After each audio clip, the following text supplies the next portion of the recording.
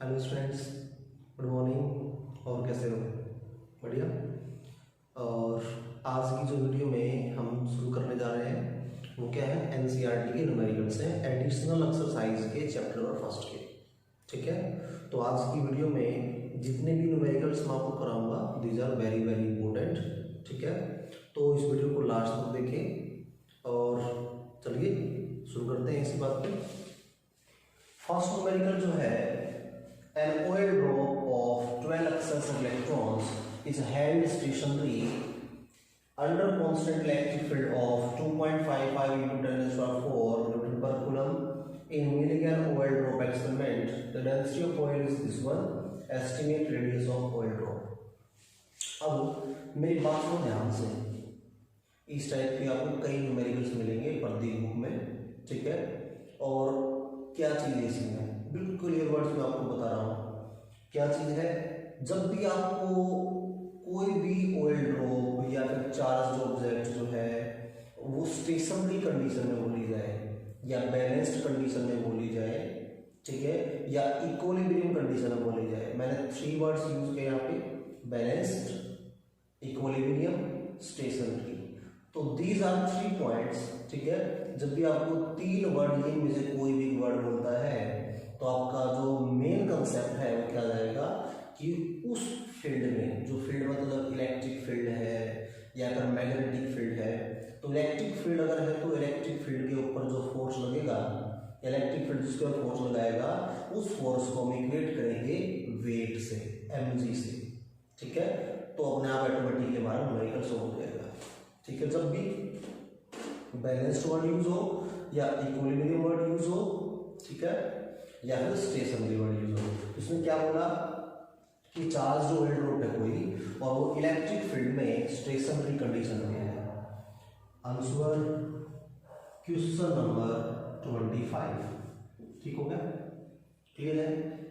क्या बताया आपको, कोई ऑयल ड्रॉप है जिसके अंदर 12 एक्सेस इलेक्ट्रॉन्स हैं, तो 12 एक्सेस इलेक्ट्रॉन्स हैं तो उसके ऊपर जो चार्ज है वो कितना बनेगा, Q is equal to Ne। ठीक है, N की वैल्यू 12, E की वैल्यू 1.6 into 10⁻⁻19। ठीक हो गया। अब ये मेरे पास आ गया चार्ज की वैल्यू। ठीक हो गया, इतना चार्ज जो था वो इतने इलेक्ट्रिक फील्ड में रखा गया है, तो जो फोर्स होगा वो कितना हो जाएगा मेरे पास में, Q into E।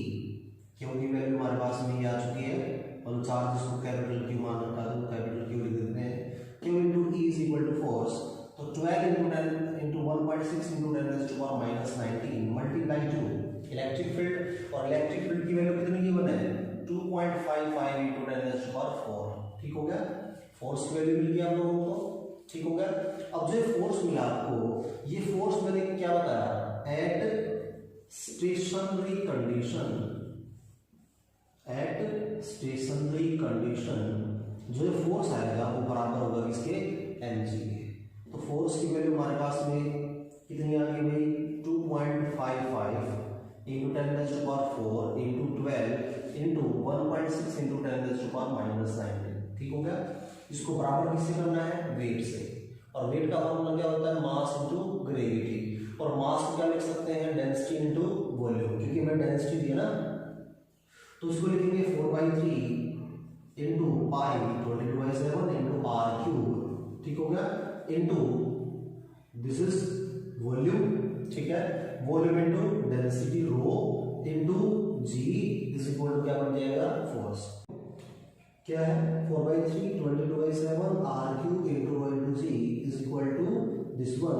यहां से मुझे किसकी वैल्यू निकालनी थी, r³ की वैल्यू निकालनी थी, तो r³ किसके बराबर आएगा भाई, 2.55 into 10⁻⁴ into 12 into 1.6 into 10⁻⁻19 divide by 4/3 आ जाएगा ये, पाई की वैल्यू 3.14 लिख सकते हैं, रो की वैल्यू हमारे पास गिवन थी 1.26, लेकिन ग्राम पर सेंटीमीटर क्यूब में है, तो कन्वर्ट किसमें करेंगे इसको, किलोग्राम पर मीटर क्यूब में, तो इसको आप कन्वर्ट करोगे तो 10⁻³ आ जाएगा यहाँ पे, मल्टीप्लाई टू जी की वैल्यू हमारे पास में क्या है, अगर इसको हम सोल्व करें और इसकी पूरे की वैल्यू क्या कर दे, 1/3, क्या कर दे, 1/3। क्यों, क्योंकि r³ था हमारे पास में, r³ से r बनाएंगे तो क्यूब रूट लेना पड़ेगा दोनों तरफ, तो यहाँ से क्यों रूट से जो है इसकी पावर कैंसिल हो जाएगी, उधर क्या आ जाएगी 1/3। इसको सोल्व कर देंगे, हमारे पास वैल्यू आ जाएगी 9.81 into 10⁻⁻7 मीटर।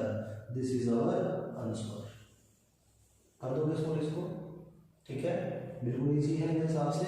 और इसको सोल्व करने के लिए मैं आपको मेथड बता देता हूँ। सबसे पहले आपको सोल्व करना है 10⁻⁻, ठीक है, उसके बाद आप मल्टीप्लाई डिवाइड जो भी है कर सकते हैं। अब आ जाओ क्वेश्चन नंबर 26 पे। क्वेश्चन नंबर 26 क्या कहता है, ठीक है, ये आपको डायग्राम्स दे रखे हैं। This is a diagram, this is B, this is C, this is D, this is E. और आपसे पूछ रहा है कि पांचों के पांचों डायग्राम्स में से कौन सा जो डायग्राम है वो सही है, मतलब किस केस में इलेक्ट्रिक लाइंस जो ड्रॉ की गई हैं वो सही है और किस केस में गलत है। तो इसको सोल्व कैसे करेंगे, सुनो। पहला पॉइंट हमारे पास में रोंग है, ए हमारे पास में क्या है, रोंग। क्यों रोंग है भाई, एक बात बताओ, इसने क्या कर रखा है, इलेक्ट्रिक फील्ड लाइंस जो है वो टेंजेंशियल ले रखी है, जबकि किसी भी कंडक्टर के ऊपर इलेक्ट्रिक फील्ड लाइंस हमेशा नॉर्मल टू सरफेस होती है, ठीक है। किसी भी कंडक्टर के सरफेस पे जो इलेक्ट्रिक फील्ड लाइंस होंगी क्या होंगी, नॉर्मल टू सरफेस। क्यों नॉर्मल टू सरफेस इसलिए होंगी क्योंकि अगर परपेंडिकुलर नहीं हुई तो हर पॉइंट के बीच में पोटेंशियल डिफरेंस बन जाएगा। क्या बन जाएगा, हर पॉइंट के बीच में पोटेंशियल डिफरेंस, ठीक है। और जो पोटेंशियल डिफरेंस बनेगा उसकी वजह से क्या होगा, चार्ज जो है फ्लो करना शुरू कर देगा, ठीक हो गया। और चार्ज फ्लो करना शुरू कर देगा तो इसका मतलब इलेक्ट्रोस्टैटिक जो हम इस यूनिट में स्टडी कर रहे हैं वो इलेक्ट्रोस्टैटिक हमारी क्या हो जाएगी, फेल हो जाएगी। क्लियर है बात। इसके बाद सेकंड पे आ जाते हैं भाई।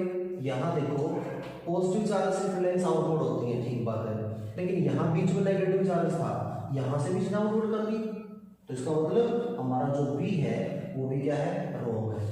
अब यहाँ जो सी हमारे पास में दोनों पॉजिटिव चार्जेस थे तो इक्वल स्ट्रेंथ में थे, तो उसका मतलब जो न्यूट्रल पॉइंट होगा हमारे पास एग्जैक्ट बीच में होगा और वो ऐसे है भी, तो उसका मतलब सी हमारे पास में जो है वो करेक्ट है, सी हमारे पास में करेक्ट है। क्लियर है।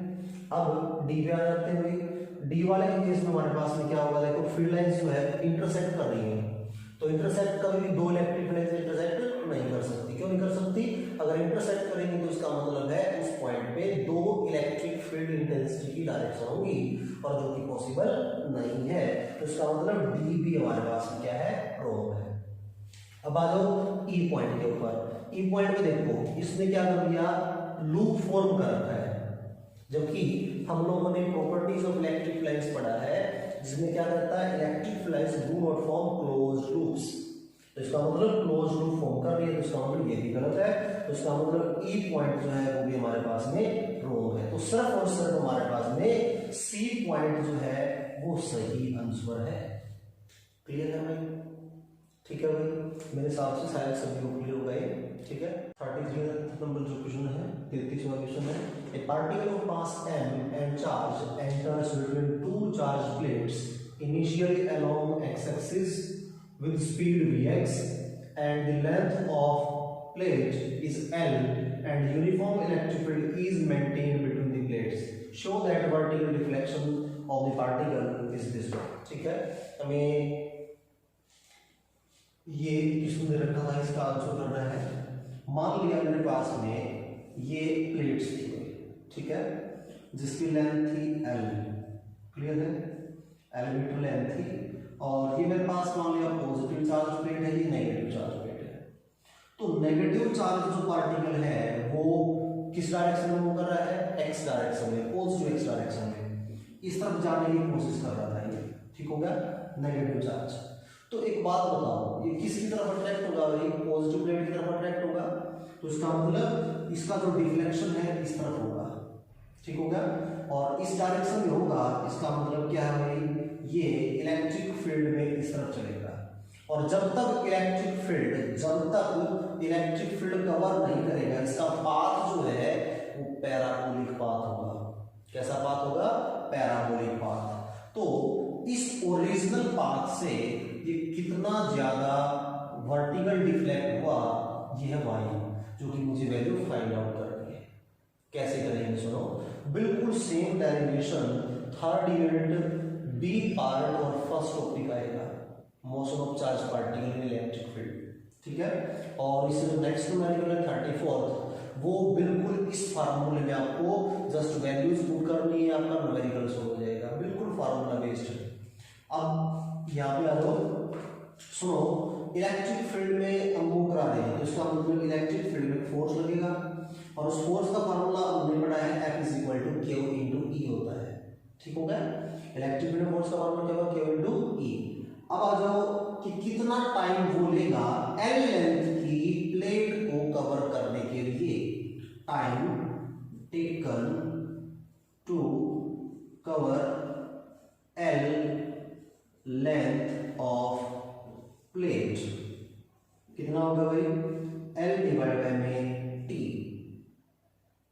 L डिवाइड सॉरी V, और V हमारे पास वेलोसिटी में थी उसके x डायरेक्शन में Vx थी, तो L divide by Vx is equal to T, time आ गया हमारे पास में, डिस्टेंस अपॉन वेलोसिटी। अब टाइम मिल गया आपको, फोर्स मिल गया।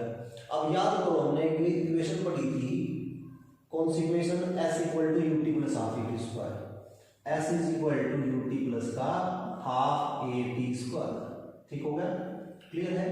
इनिशियल वेलोसिटी उसकी हमारे पास में कितनी थी भाई, इनिशियल वेलोसिटी हमारे पास में थी उसकी 0, ut बन जाएगा हमारे पास में 0, S इज इक्वल टू हमारे पास में है जो इसको हम y डिनोट कर रहे हैं डिस्प्लेसमेंट इसको, और ये बराबर किसके है, half as it is. Acceleration का फार्मूला हमारे पास में क्या बनेगा, बताओ, एक्सेलरेशन का फार्मूला बन जाएगा हमारे पास में फोर्स डिवाइड बाय मास, ये फोर्स था, तो this implies A equal to Q into E divide by में m, तो इसका मतलब बन जाएगा Q E डिवाइड बाय में m, ठीक है। एक्सेलरेशन की वैल्यू कोई डाउट नहीं आता, t की वैल्यू हमारे पास क्या बन जाएगी, m डिवाइड बाय vx, तो m डिवाइड बाय vx इसका square, l divide by vx इसका स्क्वायर, और यहाँ से y की वैल्यू मेरे पास क्या बन जाएगी, हाफ, और Q E L हमारे पास में टाइम का स्क्वायर था ना, तो L का भी स्क्वायर होगा हमारे पास में, तो Q E L square upon में mv square, this is our result जो कि हमने प्रूव करना था, क्लियर है। एक बार जल्दी से इसको फटाफट रिपीट कर देता हूँ मैं। जब भी आपको पाथ अगर फाइंड आउट करना हो तो हमने प्रोजेक्टाइल एक टॉपिक पढ़ा था 11th क्लास में, उसमें क्या था, x वाले इक्वेशन में से टाइम निकालो और उसको y वाले इक्वेशन में पुट कर दो, तो मैंने x वाले इक्वेशन में से पॉजिटिव x डायरेक्शन में ट्रैवल कर रहा था, और कितनी स्पीड से ट्रैवल कर रहा था, vx की स्पीड से, कितनी डिस्टेंस ट्रैवल की उसने, m डिस्टेंस ट्रैवल की, तो कितना टाइम लिया उसने, m डिवाइड बाय vx, तो x वाले इक्वेशन में से हमने टाइम निकाल दिया और कहां पुट किया, y वाले इक्वेशन में, और y की इक्वेशन हमारे पास में क्या थी, y इक्वल टू मतलब डिस्प्लेसमेंट जिसको हमने s मान रखा है, जो कि बराबर क्या होगा, ut प्लस का हाफ at स्क्वायर, तो u इनिशियल वेलोसिटी हमारे पास में क्या थी, 0 थी, ठीक हो गया। तो इसका मतलब क्या बन जाएगा, 1/2 एज इट इज, a की value Q E divide bye m हो जाएगा, फोर्स अपॉन मास एक्सेलरेशन, और ये बन जाएगा हमारे पास में L स्क्वायर अपॉन में vx square is equal to, solve कर दिया मेरे पास वैल्यू आ गई जो कि हम फाइंड आउट कर दी, क्लियर है, ठीक है, याद है, आज इतना करेंगे, ओके।